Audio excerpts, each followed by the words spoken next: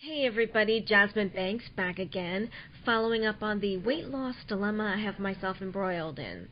Now, as I told you the last time, I had a theory that perhaps because I had my knees and my hips replaced and I lost 7 inches in height, that maybe this has affected what my caloric intake should be. Now, this was something that just came to my mind that, well, could this affect things? Because it hit me that I used to be 5'1" and I am now 4'6". I don't know why I didn't think of this years ago, but whatever. And when I Googled around, I found many articles on amputees having this issue where they have to readjust their caloric intake because they can't eat as much food. There are no articles that I've come across yet that talk about joint replacements doing this. But the truth is, yes, in fact, you can lose that many inches when it comes to hip and knee replacement. So that being said, I took this new found info and theory to my doctor, who's a great doctor who I respect a lot, and told him and said, what do you think? Do you think this is part of the problem? And he said, oh yes, this is very much playing into it. Now, it's not the only factor. Let's remember I am in a wheelchair. I have not walked since I was 10. However, I'm 45 years old, and I didn't have a weight issue until about 6 years ago, which I naturally blamed on turning 40. But it still seemed a little bit strange that why now am I having this difficulty? And so yes, 40 plays into it a little bit. Not walking plays into it.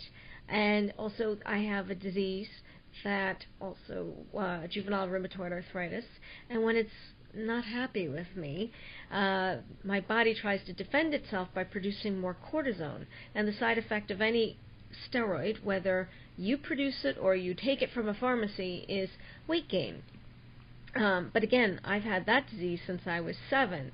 So in 1996, I had 5 major joint replacements: a shoulder, 2 knees, 2 hips. I ended up shattering my leg in about 2000 and had to get the knee done again, the left knee, which when I put my legs together, there's a difference in length.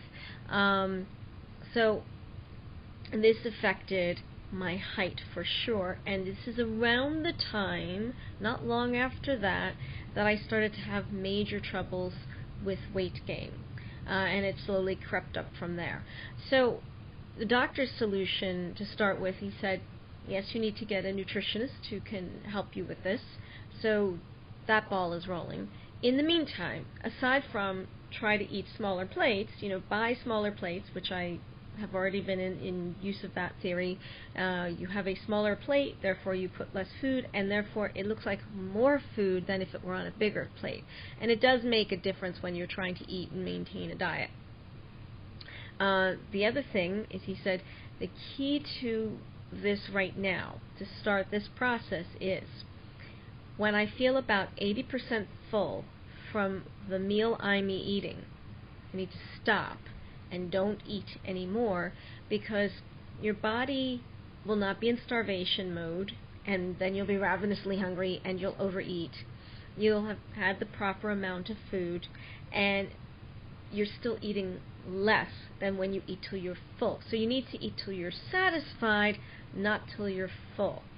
So that's the method I'm going to start to implement, and I will follow up with all of you on what's going to happen next with the nutritionist, and also what other little things I discover, because of course I feel that part of this for me is to find maybe appetite suppressants, something natural like lychee fruit or chickweed herb, or just something where it's healthy, but I'm not going to set myself up to starve. I'm not going to take something that's going to be like I'm on speed.